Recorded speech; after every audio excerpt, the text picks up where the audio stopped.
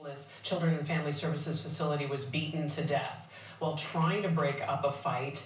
That young man's name is David McKnight Hillman. He's pictured here, just 25 years old. He died after he was assaulted Saturday night by a group of 17s and young adults at Wayfinder Family Services in Windsor Hill. He was rushed to hospital where he died. Wayfinder Family Services is a nonprofit organization that provides residential therapeutic services to youth placed by LA County's Department of Children and Family Services, but some say this kind of incident could have happened at any California youth group home. Joining me now is Sil Orlando, the CEO of Optimus Youth Homes and Family Services, where, full disclosure, I am on the advisory board. And Sil has been working with at-risk youth for decades. I'm not trying to age him, but I needed him to jump on and talk about this because I think, Sil, first of all, thank you for being here. I know your heart's heavy about this because you care about the staff and the kids equally. A lot of people are going to see this headline and just shake their head and say, this is a shame, this is a shame. You can provide us some context into what did you see when you saw this? Well, first of all, thank you for having me, Michaela. Secondly, it's hard to comment on what happened at Wayfinder. Obviously, I don't know for confidentiality, but I can say that this is a nationally accredited agency with very competent leadership. But the third point about this that scares me the most is this could have happened to any one of us who provide residential care.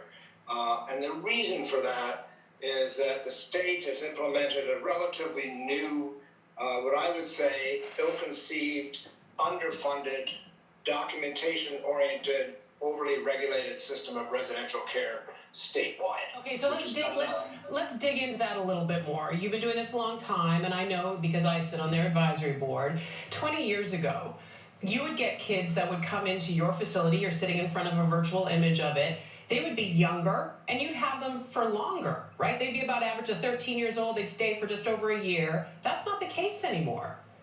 No, it's not. The move has been for shorter lengths of stay and for more community-based options prior to putting a child in residential treatment. We are seeing now... Which sounds good to the untrained eye, right? Correct. We are now the last resort. And as a result, many of our children are coming in at the age of 17 or 17 plus. They've had tons of failure experiences in these other programs over the years. And as a result, they feel like failures, they're hopeless, they've been severely traumatized. And then they're sent to us and we're told, well, you have 6 months, because that's the goal of the new program, to get in touch with their trauma and fix their trauma and send them out into the community. Well, and I know you guys have been focusing, as many agencies have, focusing on trauma-informed care. You can't really give them that kind of care in such a short amount of time, is what you're saying. It's that, plus, the basis of residential care, in my view, or I always refer to it as the 3 C's, care, custody, and control. You have to have care of the youngster. He or she has to be here. They can't be running all over the community every day and taking off. And you have to have some behavioral control. Then you can begin to do treatment. And that takes time. It takes 3 to 4 to 5 months even to establish those 3 C's. Then you can get into treatment. But before. And this is not just you at Optimus. You and your colleagues and peers, even the folks at Wayfinder, when they saw that this plan, this change was being implemented by the state years ago, you all lobbied against it. Absolutely. We are outraged. We don't think it's good for children. The old model might not have been perfect, but it helped a lot of the kids, and some of them you've even seen, Michaela. But today, the outcomes are horrible. In my own case, we went from 80% success 20 years ago with our kids to less than 50 these days. Who's hurt? The kids. Yeah. Well, and again, people at home are going to say, well, institutionalized care doesn't sound great. I mean, you want kids in families. You want kids in homes where they can thrive. That sounds good on paper, and it's what everybody wants, but why is it not a reality, so? Yes, we all want that, but it's not, because A, there are not enough families to take all these kids, and to be honest, many of these kids are not in a position where they can go to a family and maintain themselves in that family. You want them, to work towards permanency and not just be bounced around all over the place. David McKnight Hillman, just 25 years old, not much older than the kids that he was serving. I mean, talk about your staff for a second and the staff at these facilities. These are young people that see the potential in these kids. They understand these are not throwaway kids. They deserve a chance themselves.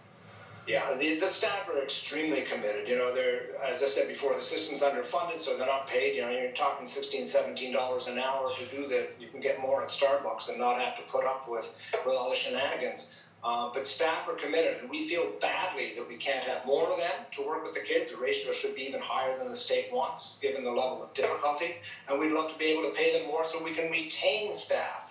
It's very difficult on kids, seems, you know, constant staff turnover. That's hard. David's death, I imagine, has sent shockwaves through your agency and the other agencies that serve at-risk kids. We are all outraged, and we are going to do something about this. You're taking the first step, and this is wonderful. As usual, you do that by opening up the door here. But you're going to see a lot of attention paid to this over the next weeks and months, because all our agencies are mobilizing together to say enough is enough. We can't have David McKnight Hillman's loss have been in vain. I mean, he, by the way, 25 years old, cut short, trying to help other kids. I mean, it's just, there's so much tragedy all around it.